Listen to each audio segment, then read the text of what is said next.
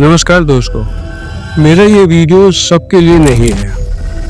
मेरे subscriber base में एक काफ़ी सारे लोग ऐसे हैं जो डॉक्टर हैं। जो लोग इंक्विजिटिव डॉक्टर हैं, मैं चाहूँगा वो इसको देखें, या वो लोग जो डायबिटिक हैं वो भी इसको देख सकते हैं, या वो जो मेडिकल साइंस में इंटरेस्टेड हैं वो इस वीडियो को देखें, क्योंकि इसमें मैं काफ़ी बातें ऐसी बताना चाहूँगा जिसके बारे में ज़्यादातर बात नहीं की जाती।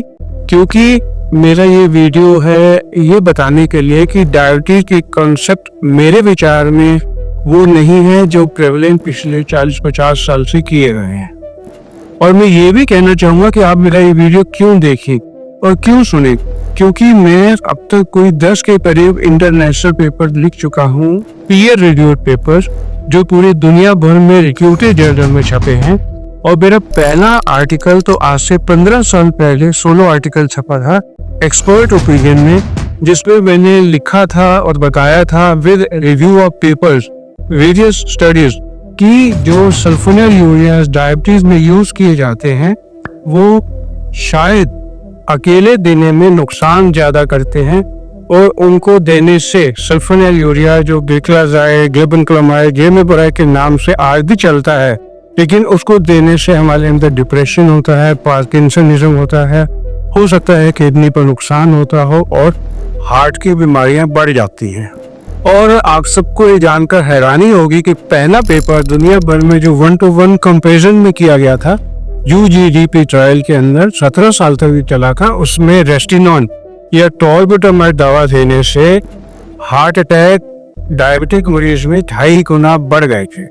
और आज तक ऐसा दुनिया में कोई ट्रायल नहीं है जो बताता हो कि सल्फोनिलयूरियाज का अकेला यूज करने से कोई फायदा मरीजों को हुआ हो, बल्कि उसको देने से हार्ट अटैक बढ़ जाते हैं। और यही चीज यूकेपीडियास जो दुनिया का सबसे बड़ा डायबिटिक ट्रायल है उसमें भी आया है।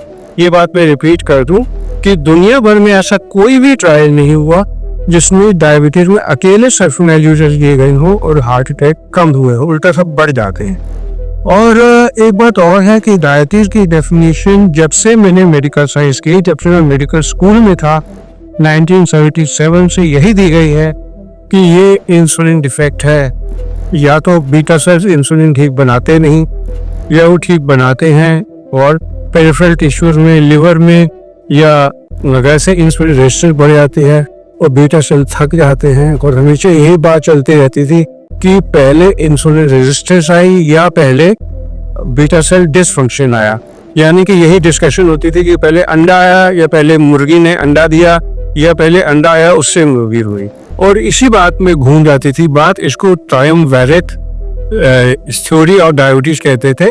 ट्रायमवायरेट जिसके अंदर एक लिवर है, एक पेरिफेरल टिश्यूज है और एक बीटा सेल्स है पैंक्रियास के। लेकिन बाद में डी फ्रांजो ने आज से 15-20 साल पहले एक थ्योरी दी, एक स्टडी दी कि इसके अंदर डायबिटीज 3 डिफेक्ट नहीं है, और उन्होंने एक बड़ा फेमस आर्टिकल लिखा जो डायबिटीज में सबको मालूम है, ओमिनस ऑक्टेट, यानी कि इसमें 8 कारण होते हैं। किडनी भी होता है, दिमाग भी होता है, पेरिफेरल मसल्स भी होते हैं, इंटेस्टाइन भी होती है, और ये 8 कारणों से जाकर डायबिटीज बनती है। इससे आगे जाते हुए मेरे बड़े इंटेलेक्चुअल कोलीग हैं डॉक्टर राजीव चावला, उन्होंने एक पेपर लिखा डर्टी डजन, एक डॉक्टर कालरा है उनके साथ मिलकर, और उन्होंने डी फ्रांजो की थ्योरी को आगे बढ़ाया और कहा कि 12 डिफेक्ट होते हैं। डर्टी डजन शख्सी मूवी के नाम से लिया था, कोलिटेस के नाम से उन्होंने ये टर्म बड़ी फेमस आई उठाई दी और दिया कि इसके अंदर डायबिटीज में 12 डिफेक्ट होते हैं, जिसमें कैटेकोलामीन भी होता है, डोपामिन भी होता है, विटामिन डी भी होता है, और भी बड़े सारे डिफेक्ट होते हैं। लेकिन एक बात जो मेरे दिमाग में शुरू से चलती आई है कि अगर आप पेशेंट की मेटाबॉलिक सर्जरी कर देते हैं या बेरिएट्रिक सर्जरी कर देते हैं, तो ये सारे डिफेक्ट 12 के 12, या जो डी फ्रांजो साहब ने कहा था, जो इंटरनेशनल पेपर में आज भी डिस्कस किया जाता है, बात की जाती है, वो 8 के 8 डिफेक्ट कैसे गायब हो जाते हैं? क्या इंटेस्टाइन का एक छोटा सा टुकड़ा काटने से या बाईपास करने से ये सारे डिफेक्ट गायब हो जाते हैं? तो डायबिटीज क्या है इसके बारे में इस लेवल पर डिस्कशन दुनिया में कभी नहीं हुई जिसके ऊपर मैं आपसे बात करना चाहता था। मेरा शुरू से विचार रहा है कि डायबिटीज जो होती है ये ना केवल ना पैंक्रियास वगैरह की डिफेक्ट तो है, इंसुलिन का डिफेक्ट तो है ही, लेकिन इससे ज्यादा ये कुछ और है जिसके ऊपर बात नहीं की गई, जिसके ऊपर मैं ये वीडियो बना रहा था। एक और बात है कि टाइप 2 डायबिटीज में वजन क्यों ज्यादा होता है।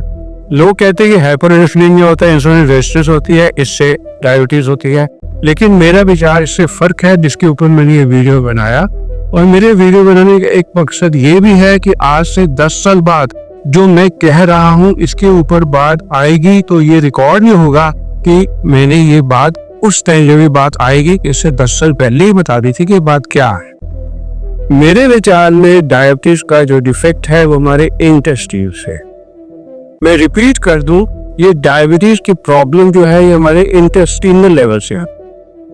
हमारे इंटेस्टाइन और हाजमा करने के साथ साथ कुछ हार्मोन बनाती है, इनको हम इंक्रेटिन हार्मोन कहते हैं। इंक्रेटिन नाम कहां से आया? IN insulin, CRE secretion, TIN intestine. Insulin secretion जो हमारे इंटेस्टाइन से होता है, जिन हार्मोन से होता है, वो हार्मोन जो हमारी इंटेस्टाइन बनाती है, जो इंसुलिन सिक्रीट करने में मदद करते हैं, उनको इंक्रेटिन्स कहते हैं। ये इंक्रेटिन बहुत होंगे, लेकिन अभी तक हमारी मॉडर्न मेडिसिन ने 2 मेन बताए हैं, एक GLP-1 है, एक GIP है। ये करते क्या है? हमारी आंत से सिक्रीट होते हैं और जाकर हमारे पैंक्रियास को स्टिमुलेट करते हैं जिससे कि इंसुलिन निकले। आपको ये पता होना चाहिए कि इंसुलिन सिक्रीशन हमारे इंटेस्टाइन से 2 तरीके से होता है। एक तो सर्विनल रिसेप्टर से होता है और दूसरा तरीका होता है इंक्रेटिन हार्मोन से। यहाँ पर दूसरे सिग्नल यूज किए जाते हैं जो हम कहते हैं G प्रोटीन कपल रिसेप्टर। बात थोड़ी टेक्निकल हो जाएगी, लेकिन इंक्रेटिन जो GIP और GLP-1 होते हैं, इनसे इंसुलिन सिक्रीशन का तरीका थोड़ा फर्क होता है। और ये इंक्रेटिन हार्मोन एक ही काम नहीं करते कि इनका काम इंसुलिन सिक्रीट करना होता है। इनका एक मेजर काम होता है हमारी भूख को रेगुलेट करना। हमारे हाइपोथैलेमस, हमारे ब्रेन में वो सेंटर जहाँ से हमारी एपेटाइट कंट्रोल होती है, उसको रेगुलेट करना। तो अगर आप सोचिए, अगर इंक्रेटिन्स का ठीक सिक्रीशन नहीं होना हमारे इंटेस्टाइन से, तो क्या डिफेक्ट आएंगे? 2 डिफेक्ट आएंगे। एक तो हमारे ब्रेन में खाने पीने का रेगुलेशन ठीक नहीं रहेगा, भूख जो है हमें रेगुलेट नहीं कर पाएंगे, और दूसरा इंसुलिन सिक्रीशन ठीक नहीं होगा। तो ये दोनों आपस में रिलेटेड इफेक्ट डायरेक्टली तो नहीं हुए, दोनों इंक्रेटिन की वजह से हुए। तो हम हमेशा मेडिकल साइंस में यही बताते आ रहे हैं, यही टीच करते आ रहे हैं, यही डिस्कस करते आ रहे हैं कि इंसुलिन सिक्रीशन की गड़बड़ से हमारे ब्रेन में जो भूख है उसको इफेक्ट होता है, रादर देन ये कि एक कॉमन वजह है इंक्रेटिन डिफेक्ट जो हमारे इंसुलिन में भी इफेक्ट करता है और हमारी भूख को भी रेगुलेट करता है। तो इसका इम्पोर्टेंस क्या है? सबसे पहले तो ये थ्योरी ही डिफरेंट हो जाती है कि जो डायबिटीज है वो इंसुलिन के सिक्रीशन की गड़बड़ से होती है और डायबिटीज और इंसुलिन रेजिस्टेंस से होती है। हमारी थ्योरी ये होनी चाहिए कि डायबिटीज का कारण इंक्रेटिन की गड़बड़ होना है, जो सेकेंडरीली हमारे इंसुलिन पे इफेक्ट करती है और हमारे ब्रेन पर इफेक्ट करती है। और ये बात जैसे जैसे साइंस इवॉल्व हो रही है आ रही है, क्योंकि आजकल हमारे पास ऐसे ट्रीटमेंट आ गए हैं जो हमारे इंसुलिन सिक्रीशन करने वाले इंटेस्टाइनल हार्मोन्स जो होते हैं GLP-1 और GIP, इन पर असर करते हैं या इनको डायरेक्टली बढ़ाते हैं। उससे हमारी डायबिटीज ठीक हो जाती है, हमारी भूख ठीक हो जाती है। हाइपोथैलेमस एंड करने से पहले मैं बोलना चाहूंगा, हमारे ब्रेन का वो सबसे इम्पोर्टेंट, पहले तो ब्रेन सबसे इम्पोर्टेंट है, फिर ब्रेन में hypothalamus one of the sub important part है ब्रेन का जो हमारी भूख को रेगुलेट करता है। क्या आपने कभी सोचा है कि अगर एक आदमी का कद बढ़ रहा है, किसी का 6 फुट बढ़ा तो 7, 8, 9 फुट नहीं होगा, 1 पर जाकर रुक जाएगा, क्योंकि हमारे ब्रेन का रेगुलेटरी मैकेनिज्म होता है उसका। उसी तरीके से भूख का हमारे ब्रेन का रेगुलेटरी मैकेनिज्म होता है। अब ऐसा नहीं है कि 4 रोटी खाएंगे, 6 खाएंगे, 10 खाएंगे, 15 खाएंगे। हमारा ब्रेन सिग्नल देता है कि बस अब आपकी भूख खत्म हो गई, अब आपकी सटाइटी हो गई, अब आगे ना करिए। यही कंट्रोल करता है हमारा हाइपोथैलेमस। अगर हमारे इंक्रेटिन हार्मोन्स का डिफेक्ट होगा तो ब्रेन ये कंट्रोल नहीं कर पाएगा और आदमी खाता रहेगा। यही वजह है कि जो लोग मोटे होते हैं वो चाहे जितना कुछ कर ले उनका वजन कम हो जाता है, फिर बढ़ना शुरू हो जाता है, क्योंकि उनके ब्रेन में हाइपोथैलेमस डिसरेगुलेशन होता है खाने के मामले में।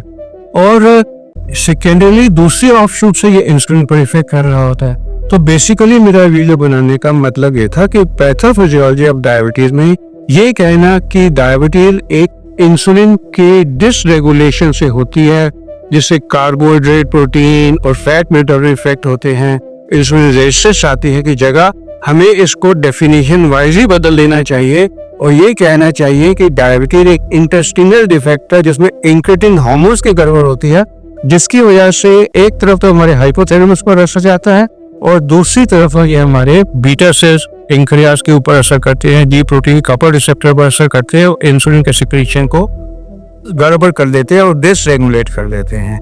और इससे ये सारा कुछ मैंने आपको क्यों बताया, क्योंकि अगर हम GLP-1 और GIP जो इंक्रेटिन हार्मोन्स है उनको बढ़ाने के तरीके सोचे नेचुरली, तो हम डायबिटीज को बहुत अच्छे तरीके से खाने पीने से ही कंट्रोल कर पाएंगे। मेरा अगला वीडियो होगा ये आपको बताने के लिए, जो मैंने अपनी रिसर्च करके देखा है ऐसे कौन कौन से खाने हैं अगर अपने डाइट में आप अगर जिसको बढ़ा देंगे तो आप नेचुरली अपने इंक्रेटिन हार्मोन्स को बढ़ा देंगे। तो आप सबका मेरे जुड़ने के लिए धन्यवाद।